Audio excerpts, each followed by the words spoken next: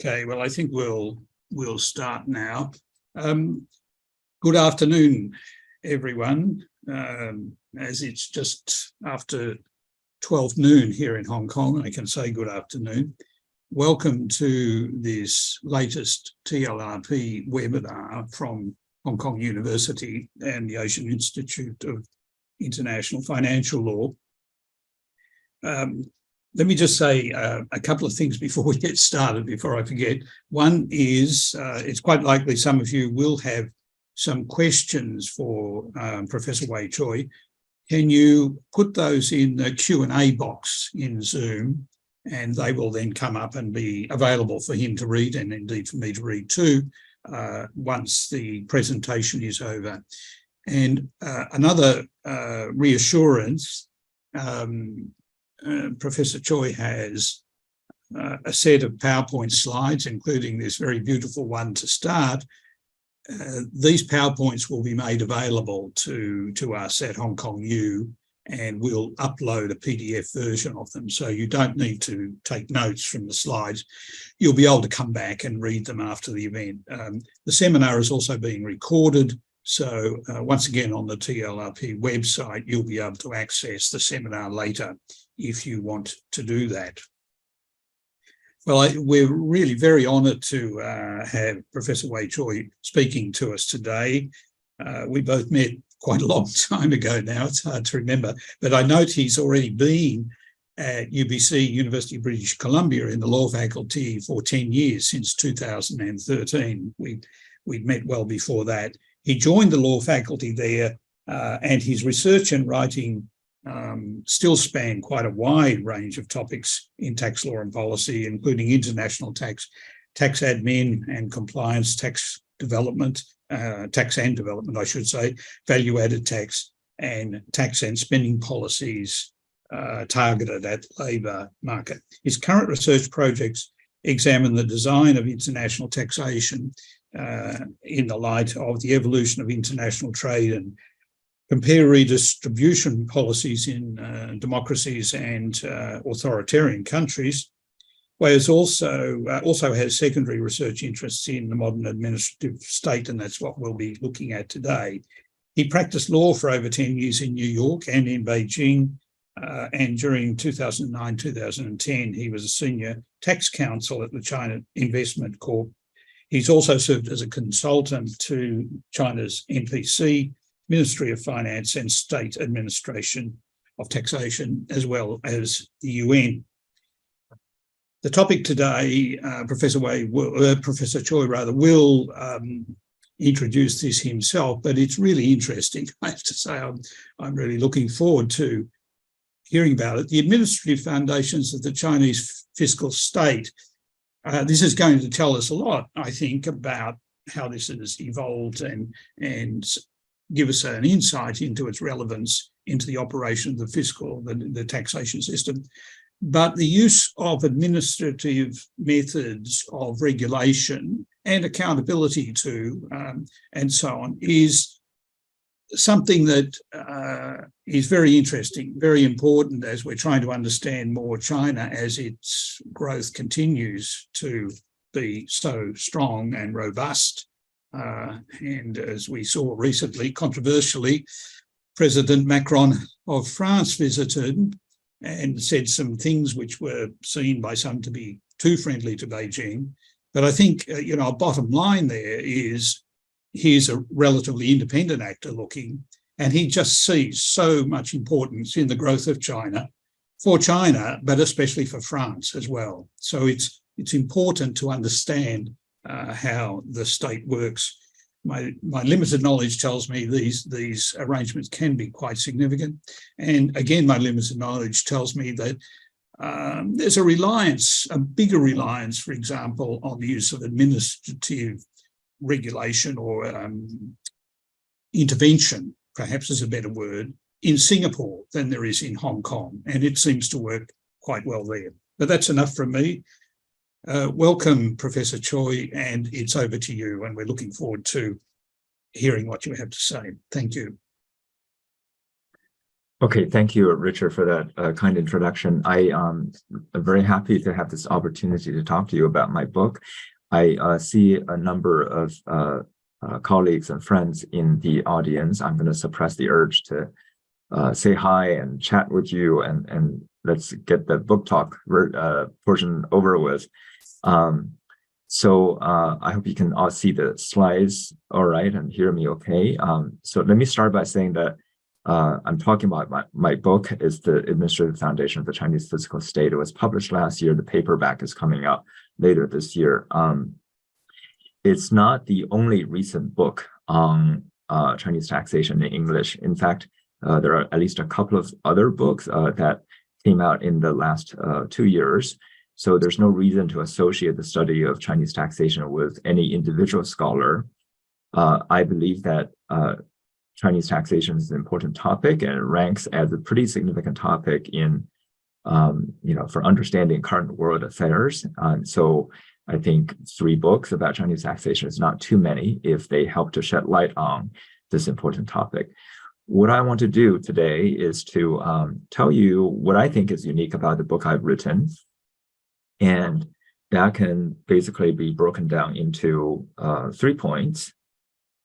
See if I can move my slides. Okay. And so first, I want to say that this book actually has a story, and it's a story that hasn't been told anywhere, hasn't been told in China, hasn't been told in Chinese. A book on Chinese taxation may sound stodgy to especially non-tax specialists, but I want to try to persuade you that my book has a neat story in it. And actually few people in China know about the story. It takes a little bit of detective work to uncover the events that I talk about. Second, I'm going to briefly explain the main conceptual arguments of the book. And so this book does not just offer a description of Chinese taxation. It tries to make an original scholarly contribution to theories of tax administrations and compliance. And I will briefly touch on that. Finally, I'll explain why I think the story and the arguments matter. I think they have very important implications for the study of China and for the study of Chinese law. And I'm very happy to be talking about this at a platform hosted by the Hong Kong Law School. So let's start with the question. So to explain to you what the story I tell in the book is, let's start with the question of how the advanced economies in the world collect tax. And so you will see in this chart here on this first slide that generally when the richer a country is, the more it collects in taxes relative to GDP. And Hong Kong is an exception to that rule. More generally, a richer country collects more taxes in GDP. And so the question is, how do they do it? Here, I believe there's a simple answer to this basic question, but this answer is not something that scholars of taxation have sufficiently reflected on. I would argue that modern tax collection, most importantly, is done through self-assessment. What do I mean by self-assessment? I mean that taxpayers find out what the rules of tax law are. They file tax returns to provide information required by law, and then they make payments in amounts required by law. Okay, that's self-assessment. So to Americans and Canadians, this may sound familiar because in Canada and the US, we're required to file annual individual tax returns. But that's not what I mean by self-assessment. The reality is more subtle. Most self-assessment in modern states is done by businesses. So businesses as employers will withhold the personal income tax. They withhold and pay payroll taxes. They collect sales and value-added taxes. They pay the corporate income tax. They do all of these things according to the requirements of law. So they do this practice of self-assessment even in countries when many individuals are not filing tax returns or making payments directly to the government. And so I would say that the practice of self-assessment by businesses, it is what is basic and you can say universal to modern tax collection. What's interesting about the practice of self-assessment is that the government enforces norms of truthful reporting. And so self-assessment is telling the government something about your private information and pay tax accordingly. The government enforces these norms through audits, but generally audit rates and penalties are not very high. And so if you're a determined tax cheat, there's definitely opportunities for cheating. So why do I spend time on this very ordinary statement about what modern tax collection is? It's actually quite important. Let's think about how a country may introduce self-assessment when it doesn't have it. This is what the important story about China. China in the 1980s did not have self-assessment. What I show in this chart is that it did begin to build a large army of tax collectors starting in the 1980s. And this was before China made a full transition to the market economy. So what were these collectors, the tax collectors, doing in the 1980s when their number rose from 200,000 up to 500,000? Many of them were stationed as state-owned enterprises. They handled tax calculation and payments for taxpayers. The state-owned enterprises themselves did not really need to self-assess according to rules. Their calculation was done by the tax collectors. And very often, the tax liability was determined on an individual basis, subject to bargaining. And this was because SOEs paying taxes was still a lot like SOEs remitting profits to their state owners. There was not a uniform set of rules across the country. Different levels of government offered their own tax policies. Tax collectors implemented these discretionary policies. So to Westerners, this may sound odd, and what I just said may sound like something strange about China's recent past. In fact, this is how the US, the UK, Canada, and other advanced economies collect taxes in the early 20th century. It's just that all these countries made a transition to self-assessment in the course of the 20th century. And we actually don't have good scholarly accounts of how this transition happened in these developed economies. So what's interesting is that in the early 1990s, China was about to go through this transition that other countries went through. So in 1993, a major tax reform was carried out in China. New taxes were introduced, including the value-added tax, broad-based excise taxes, the enterprise income tax, and so on. The central government wanted to implement a uniform set of rules across the country. So at that point, the government decided that tax collection was going to be based on self-assessment. And so there was a policy decision to introduce a self-assessment. And that was reflected in the major tax administration reform launched in 1997. The government centralized taxpayer services, gave massive emphasis to audits, began to build computer databases for taxpayer information, and even promoted tax litigation. Okay, so I'm saying all this, in fact, this story is not well known. And the next part is even more obscure. By 2005, the effort to promote self-assessment has largely stalled. And tax administration began to revert to 1980s style tax collection. That means tax collectors, again, renewed providing a lot of in-person taxpayer services. Bargaining substantially resumed. The number of audits dwindled, and taxpayer information gathering was actually not going anywhere. What's interesting is that if you look at this period on this chart from 1997 to 2005, this was a period when tax revenue quickly grew as a percent of GDP. So it is not as though that the system of self-assessment that was beginning to be implemented was not successful in raising revenue. So there's a clear question: what happened? Why did China give up the effort to build a system that relied on self-assessment? Okay, so this question basically is the main story of the book.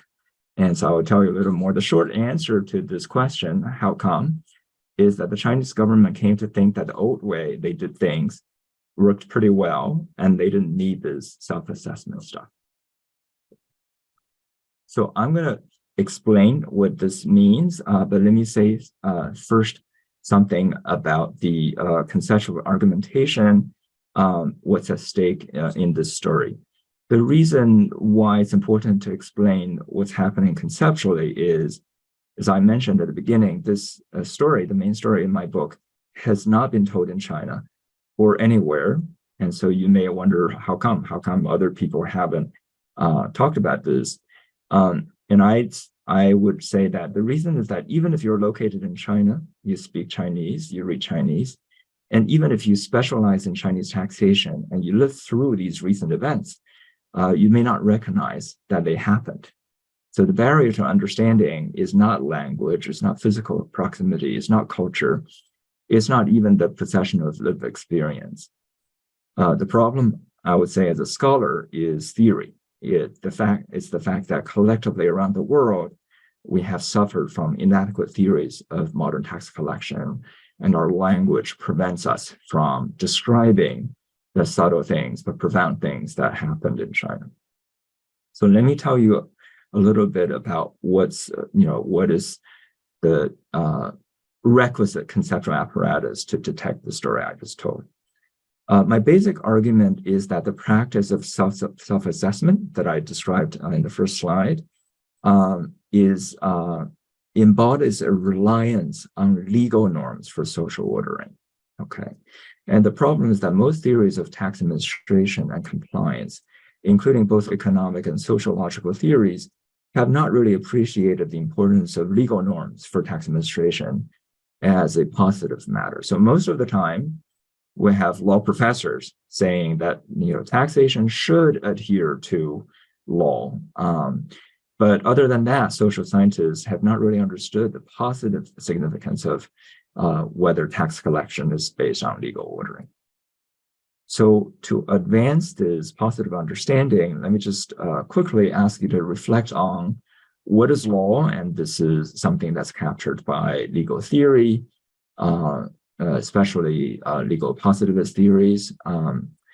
Usually, the answer to what is law is the following. Law involves a clearly announced set of rules. These rules represent norms, and that means that non-compliance with these rules draws disapprobation from others. Okay, and for something to be a norm, the fellow citizens should at least disapprove of your violation of it.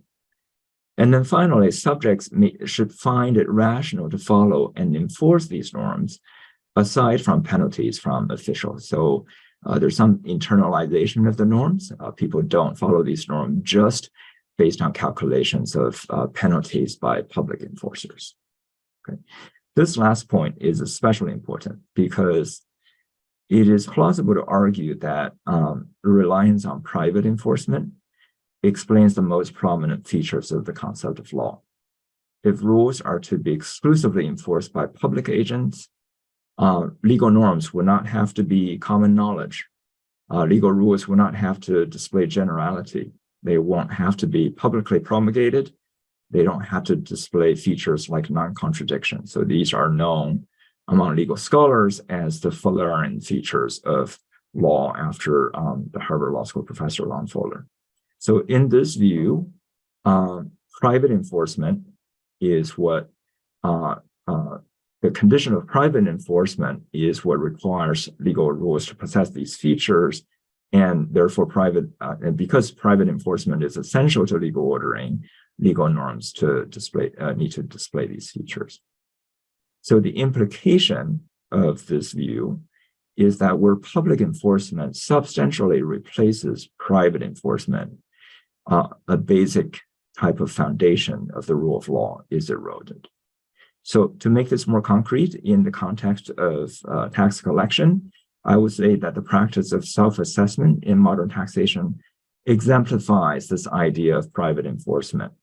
So, tax law is announced, taxpayers will learn tax law.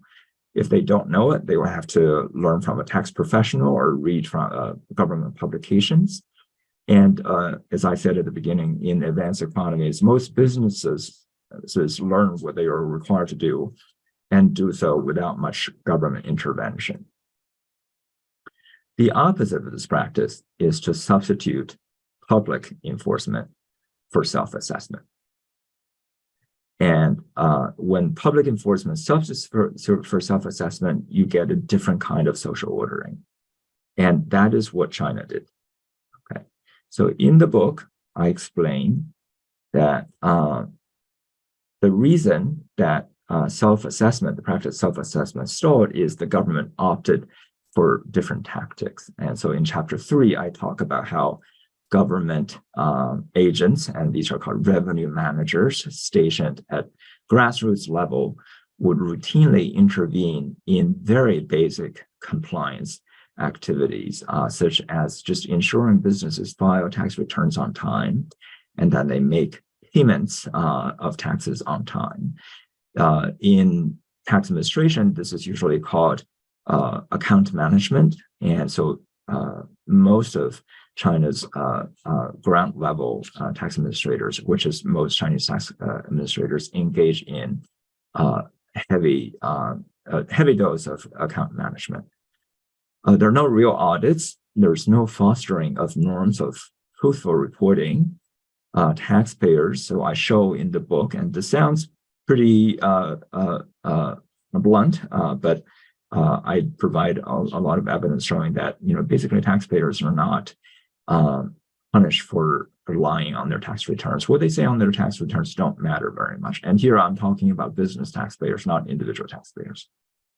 Tax liability is determined very extensively through government interventions, not through what taxpayers report themselves, but through different types of government interventions. This could be mechanical determination, such as the use of encrypted invoices in the VAT, or it could be through in-person negotiations. Okay, so I spent quite a bit of time in the book documenting these practices.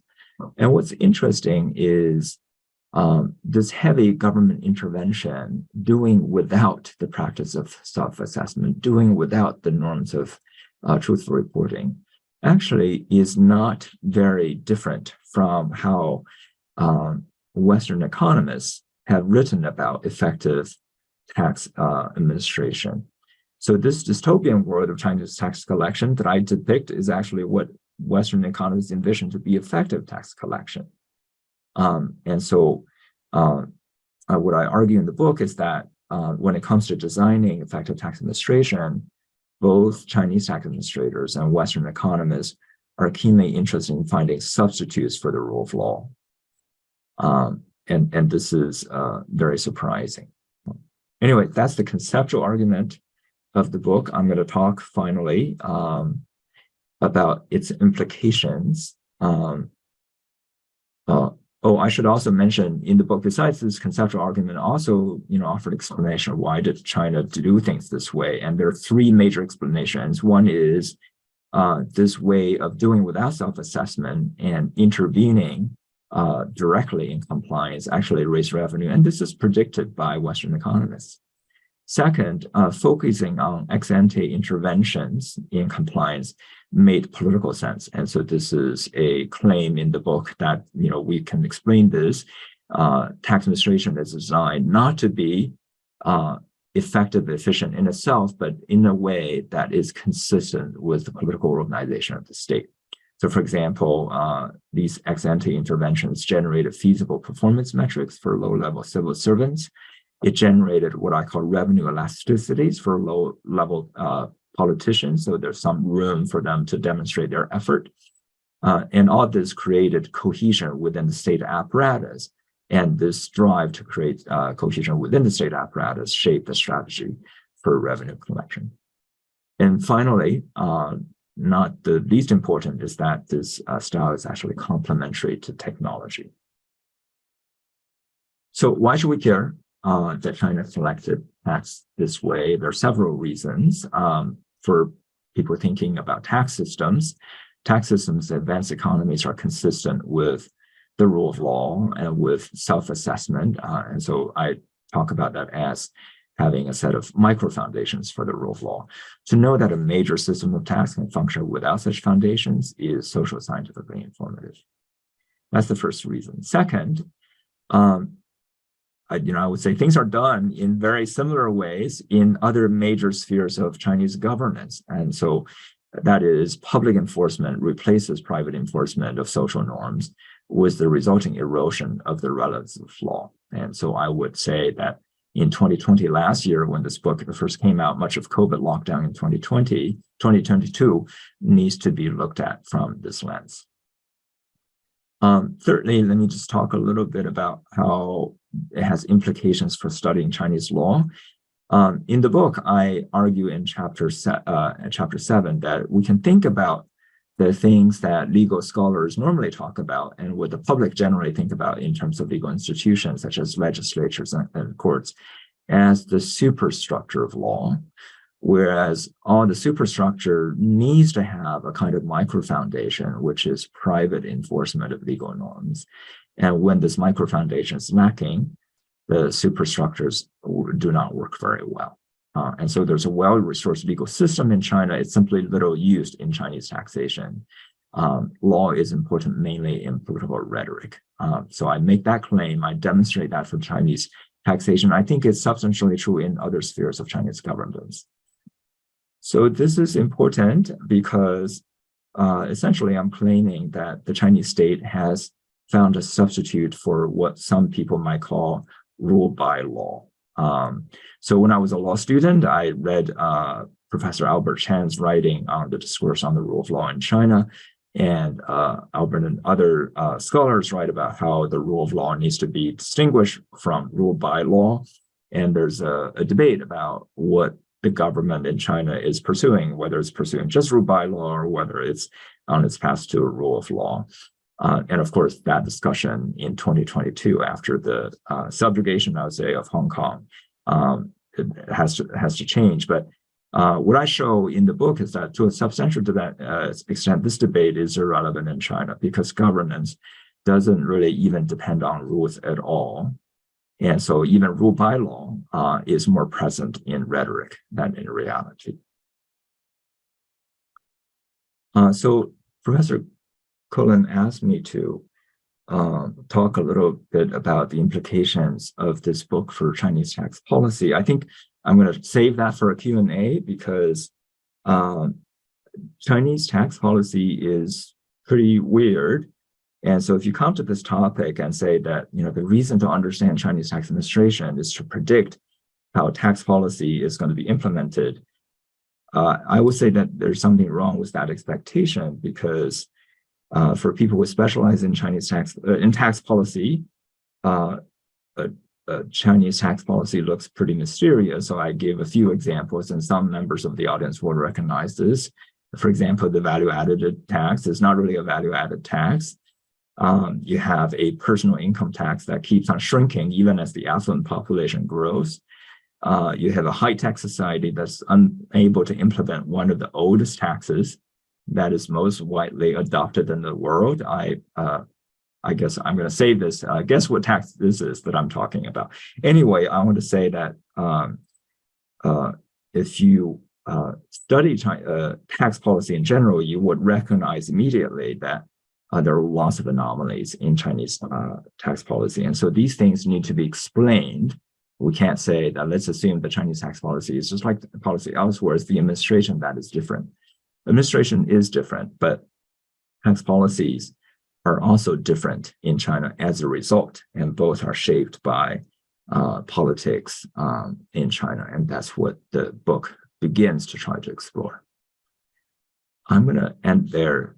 Thank you for bearing with me. I really look forward to hearing your reactions.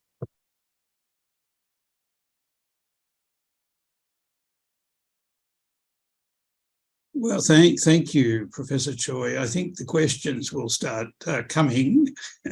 People are still digesting, I suppose, but I have a couple perhaps I could put to you and just see what your reaction is. One is a practical question. You've talked about the administration and how it all works, but and you've said it does work, but I'm just wondering about putting some numbers on this. So is China is currently presumably collecting enough revenue from the tax system as you described it in order to operate a huge state which is changing and taking on new responsibilities constantly. So the system seems to be operating, and is it, I wonder, operating better now, say, than it did 10 or 20 years ago in terms of generating sufficient revenue? Oh, sure, yeah. So absolutely, I think this is why we want to know more about Chinese tax administration. To be plugged in. I'm sorry about that. Okay, so thank you, Richard. I think it's important to study China if we want to understand world affairs, because the system is very different from the system we're accustomed to in the West, but it has effectively raised revenue. And so this is what's remarkable about it. If I say that this is a system that operates without much reliance on the rule of law, that's a positive statement, and it implies that what we care about is raising revenue and using that revenue for necessary public spending. This is a system that has worked, and so we need to be paying attention, and maybe we should be evaluating it on those terms and not in terms of whether it follows a set of practices that we're familiar with in the West. So absolutely, the conditions of, if this is a system that doesn't work, there's no reason for us to talk about it. Okay. Well, I see we're getting a couple of questions, but let me just finish with my second question. I was fascinated by your discussion about the importance of micro foundations for the operation of the law, and especially a Western-style rule of law system where these micro foundations reinforce the norms which are stated in the law. And so there's a kind of self-reinforcing cycle there. And your explanation about how this is not happening with tax law is convincing to me. I understand that. But if you move into other areas of law, I can't speak directly of China, but I can speak of Hong Kong. And I think probably, let me introduce this comment by referring to Leo Goodstadt, the late Leo Goodstadt, who's written probably as well as anybody has about how Hong Kong has functioned historically, British Hong Kong and the HKSAR. And one of his repeated comments is that the Hong Kong Chinese, it would be impossible to find a people or a group of people who are easier to rule. And the reason he said this was that they were self-ruling to such an extraordinary extent.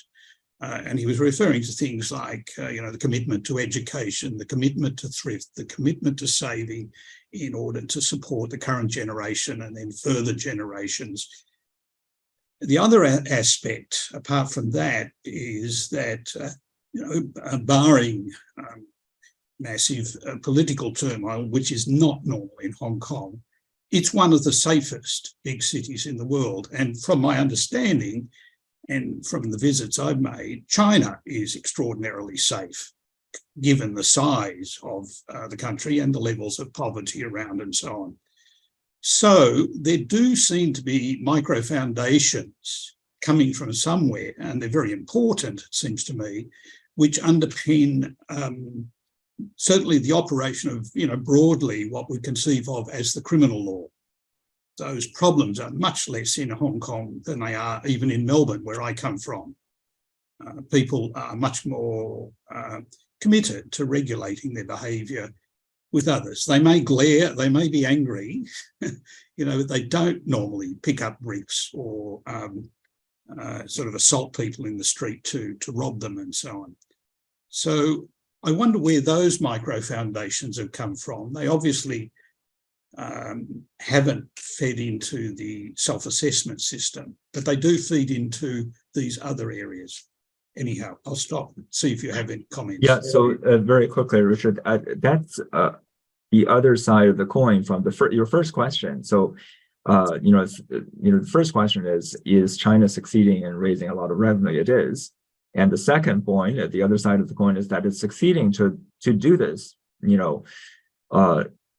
extracting a large portion of economic profits or wealth and transferring that wealth in a peaceful fashion. And so this is social ordering at a massive scale with tremendous social coordination.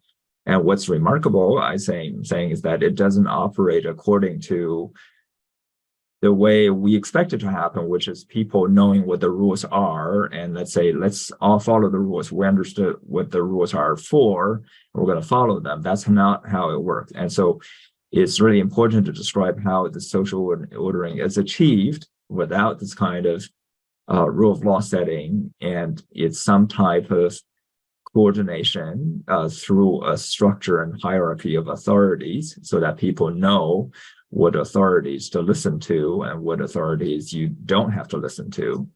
And that is the grand picture of things that this book is trying to help pin down. And I don't think, Richard, tell me if I'm wrong, that we have very good social scientific accounts of this kind of social ordering. And this is why I thought writing the book was worthwhile. Yeah, well, I haven't read anything like enough to give a useful comment, but my instinct is certainly that you're right, that we haven't had that level of investigation. My comments are just observational from behaviour that I've seen and the way people go about their lives day to day. Excellent impulse control, I guess I can say. But really, the other thing I think that is important that occurs to me is when the time comes to do the research, people have quite a strong focus. I know within my own family, my wife is Hong Kong Chinese, really strong focus on the future and future generations. And so they have a somewhat transcendent view of life, which is based around the family. And so they think carefully and thoughtfully, about what they should or shouldn't do. Still have lots of fun and plenty of squabbles and the rest of it. But they've got an eye, they really have a clearer eye, I would say collectively, on what the priorities in life are. And it's very widely shared. And so I think that feeds into the decision making. But enough of my speculation. I see we've got some Q&A there, Professor Choi. Maybe you'd like to have a look at those. Yeah, so I see 3 questions. Happy to go down. So the first one says, Changdong Zhang relates tax policy to methods of authoritarian control. Does the bargaining you described function as an aspect of this? I would say, Andrew, so I know Professor Zhang's work somewhat. I've read articles by him, not the book itself. It is one of the books I had in mind when I first mentioned that there are multiple books about Chinese taxation in general. I think I do know political economy scholarship pretty well. We can talk about the phenomena of authoritarian control in general. I'm not sure.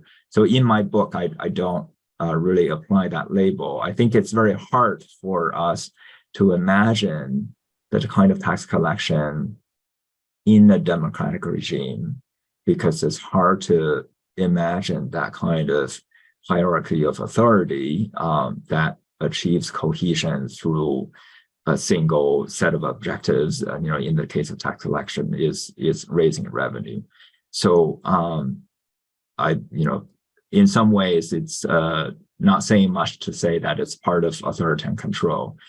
Bargaining, what I want to emphasize is that it's very easy to talk casually about Chinese tax collectors engaging in bargaining. What my book tries to do is to document that systematically, using internal government documents, using internal statistics, using taxpayer return statistics to demonstrate that this, observed from very different angles, you can observe this bargaining going on. It's explicit in, certain practices, for example, what I call self-inspections and self-audits in Chapter 2 and Chapter 4. So these are not based on anecdotes, and they're not based on interviews. It's based on very close engagement with the government itself. And that's part of the, I hope readers will recognize the benefit of books by someone who's a tax specialist. So I hope that begins to answer your question. So the second question is, can you illustrate the comment that both Chinese and Western administrations seek substitutes for the rule of law? Can you give an example of each? Yes. And so, so this book talks about fairly cutting edge economic theories about tax administration, mostly in the economics literature. And, you'd be surprised to find out that, very prominent and work done by smart people emphasize how government needs to get more information about taxpayers to successfully raise revenue. And let me just explain what that means. So if the tax government can collect information about taxpayers independently of taxpayers truthfully reporting their private information, then self-assessment is not useful. You don't need self-assessment. And so an example of property tax collection, for example, if you can assess property value as well as the taxpayers, there's no private information, you don't need them to file returns. And in property taxation, we don't ask taxpayers to file tax returns. We just assess and tell them what to pay. And so basically, if you think about this dichotomy, do I need information to collect tax, or do I wait for the taxpayers to tell me their private information, tell me what tax they owe? Think about that dichotomy. I would say the self-assessment really relies on the latter and not the former. And both Chinese tax administrators and Western scholarship about effective tax administration emphasize instead the importance of getting information about taxpayers through some other channel. Okay, I hope that begins to answer the question. A question from Jed. Hi, Jed. Good to see you here. Is rule of law the best explanatory framework? Many scholars have criticized the self-assessment model from many angles, especially informational. Isn't this driven by overall scale of tax law being to change private behavior? In self-assessment regimes like the US, this would seem to emphasize individual assessment and where they provide you a provisional tax. Okay, so I just, having a quick glance at your question, Jed, I would say that, let me clarify. I said on the first slide that when I say self-assessment is important and it's universal, I mean self-assessment by businesses. I don't mean self-assessment by individual taxpayers. So in a lot of systems, including the UK, most individual taxpayers don't have to file tax returns. What is important to recognize about modern tax systems is in the collection of tax on wages, payroll taxes, corporate income tax, value-added tax, and so on, is the businesses that are self-assessing in the sense of finding out what the requirements of law are, providing information to the government based on knowing all those requirements and paying tax accordingly, and doing so with a level of public enforcement intervention that's fairly low. And so you have to say that because the level of public intervention is so low, something else is driving this. There has to be a social norm that's sustained by various institutions for telling government the truth. Anyway, this is a beginning of an answer I'm happy to talk about this morning.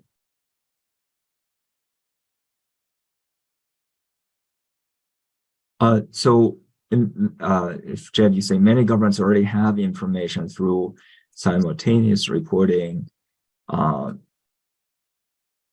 which is how audits are largely initiated, at least in the US. And so I'm not sure what you're referring to, Jed. Speaking as a US tax specialist, I would say that people imagine the IRS having a lot of taxpayer information. The IRS doesn't. The most important taxpayer information the IRS has is actually from taxpayers' returns, not from something else. And so there's no independent source of information in the way that people normally imagine. Information is actually a product of people's compliance. It's not the cost will back up compliance. Thank you. Those are initial stats. Okay, we'll probably get some more questions coming along, but we've got you for a little while longer yet. We don't want to waste that opportunity. I don't know whether you can help with this, but I wonder, in your work, I mean, have you come across any case studies which can illustrate or epitomise the functioning of this, publicly enforced system, which doesn't rely on self-assessment? Let me just give you an anecdote from another tax collar from actually quite some years ago, when the centralisation was advancing in China, but it was a long way from being centralised. And so the State Administration of Taxation would pay visits to regional areas, and this was a visit to somewhere in Fujian, I think, to a tax collecting office. And they were used to these visits, and they're an annoyance and a nuisance. And they seemed at that time certainly to operate very much on a negotiated basis with their taxpayers. And they were concerned that they wanted business to grow, and they did not want tax to get in the way of that, number one. Number two, they had to share revenue with Beijing, and that also they found not as attractive as it might be. And so they had various techniques for obstructing, not in any illegal way, but for holding up the interaction with the supervising authorities from Beijing. So when they would come down, most of the discussion would move from Putonghua into the local dialect, Minanhua, I guess, and they would try and obfuscate without being, doing anything brazenly improper. But there was a practice going on. Was very much negotiating with the local taxpayers, mainly business people, as you were talking about, and also keeping Beijing at bay. So I suppose my question is now two-faced or two-sided, if you can give any examples of the current system at work, and also to what degree is the system you describe now really strongly centralised? So Richard, let me say a couple of things. The book gives many examples of, the contrast between self-assessment and public enforcement. And I think the description of that dichotomy, I can give, 5 very salient examples. Let's say none of that have to do with central local relations. Okay. And so I think central local relations is very much an orthogonal topic. So in my book, I also talk about central local relations, but I think my view is that, there's so much emphasis in the study of China on, incentive conflicts or incentive divergence between central and local government. Everything is an agency problem. It's not. So what I argue in the book is, the central government deliberately decentralized tax collection so much that, it doesn't want to do any tax collection. The result is the central government has very little information about what's actually going on. And it's not that, the local tax administrators try to hide that information.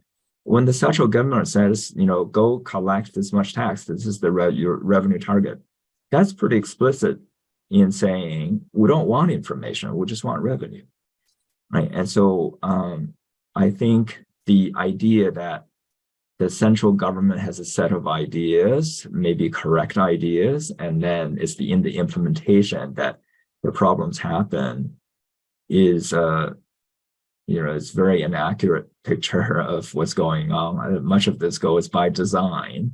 And the idea, why is tax collection so decentralized in China? It's the central government's decision. But coming back to your question about how to illustrate the difference between public enforcement and self-assessment. There are many. Let me give one. And so I saw Lachlan's name in the audience, but the value-added tax depends on this encrypted invoice system. And this system was put into place in the early 2000s. By the late 1990s, VAT fraud was so bad that it was subject to the death penalty. Okay, so I think of the death penalty based on deterrence as the classic method of ex post intervention. So you might want to commit fraud, and I may not be able to catch you beforehand. So if you do that, I want to make you unwilling to commit fraud by threatening the death penalty. That worked to a certain extent, but the government came up with a different solution, which is, whatever VAT is going to be paid, it's going to be based on this encrypted invoice. It doesn't really matter what your true sales or true purchases are. We're only going to collect tax based on this encrypted invoice system. And so basically taxpayers are given little leeway to self-report. And so in some ways you can say that ordinary taxpayers are disabled from cheating. Okay, so that fortunately helped to remove the death penalty. And it illustrates the success of a method. You can think about the encrypted VAT system, those IC cards, as basically the government's eyes, right? And so basically the government says, you pay tax only according to what we can see. Forget about your private information. We don't want to look at your VAT returns. We only trust what's in the IC cards. And so that's an example I give in the book about the two different approaches. We in the West think of the VAT as entirely self-assessed. In China, it's the opposite. It's the opposite of self-assessment. What you report on the tax return doesn't really matter. Anyway, there are many examples like that. Very good. Let's see if we got time. I think we've got another question. Do we? So I see a number of further questions from Jed. Jed, I have to look at your questions more closely and maybe engage in a separate. I do not differentiate individual versus business, the use of tax law. So, again, I can tell. We can discuss more how tax is collected in countries like the US and Canada. I can tell you with a lot of confidence that the IRS does not have a lot of information separately from what they obtain from taxpayers. Okay, so for Andrew, taxes are low as a percentage of GDP, and the property tax is quite low comparatively. And so, what I want to say is, of course, in my last slide, I refer to the tax that's easiest to collect, has been collected by humankind for the longest time. It's collected in most countries in the world that China doesn't seem to be able to collect. And what I had in mind, of course, is the property tax. And so people in China think that collecting property tax must be really difficult, right? That's how strange tax policy discourse in China is. So I would say that those things are not constraints. The result of low tax to GDP ratio is not the result of low state capacity. Is the politics, is the people who are this tax is being collected from, and so you have to explain from that perspective. So I don't think that as contradicting what I'm arguing in the book. So I have that's the beginning of an answer. I have to talk more, Andrew. So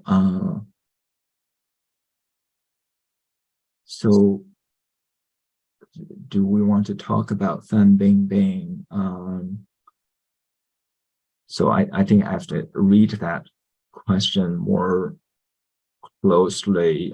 Let's just say that there's no norm of truthful reporting, even among businesses, and definitely there's very little reliance on self-reliance by individual taxpayers. And I think the interpretation of incidents like Fan Bingbing's incident is fairly orthogonal. It's not central to understanding how the tax system works. But once you understand how the tax system works, it's easy to interpret those cases where there's basically there's tremendous slack for noncompliance, and then some kind of political shock reveals that noncompliance, and that produces an outcome of people admitting wrongdoing and paying a lot of taxes. That doesn't change the system at all. I don't know if that's the beginning of an answer, but happy to talk more about that separately. For Lachlan. Sorry, I was just going to say I could quickly add a point here. At the time that Fan Bingbing was being dealt with, we went from A to Z in a matter of months or less. There was a somewhat similar case in Australia involving a major celebrity, which ran for years. It ran for year after year after year through the courts. But the arguments were very similar. A lot of money collected, not declared, tax should have been paid. But one other element, I think, which I presume you probably talk about in the book, but once you have got micro foundations and a rule of law system and lots of lawyers in a common law system, then the tax disputes themselves can become very elongated, especially if the taxpayer has lots of money. Sure, absolutely. Yeah. So Richard, I wonder if I can just take a quick minute to answer Lachlan's question, because Lachlan asked whether improved tax collection will follow when there's full electronic invoicing.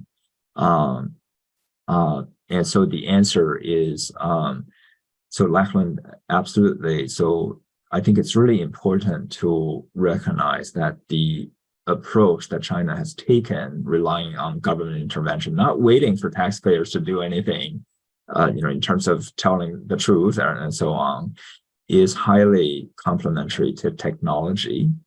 And so I discuss in chapter 8 of the book, what is the future of taxation in the world? Are more countries going to follow the Chinese approach, or are more countries going to stick to the tradition of self-assessment? And if you understood how China's approach is complementary to technology, it's very hard to say that countries that don't have self-assessment yet shouldn't try something else. And that's an important, really important thing to recognize for the vast number of developing countries trying to improve their raising revenue.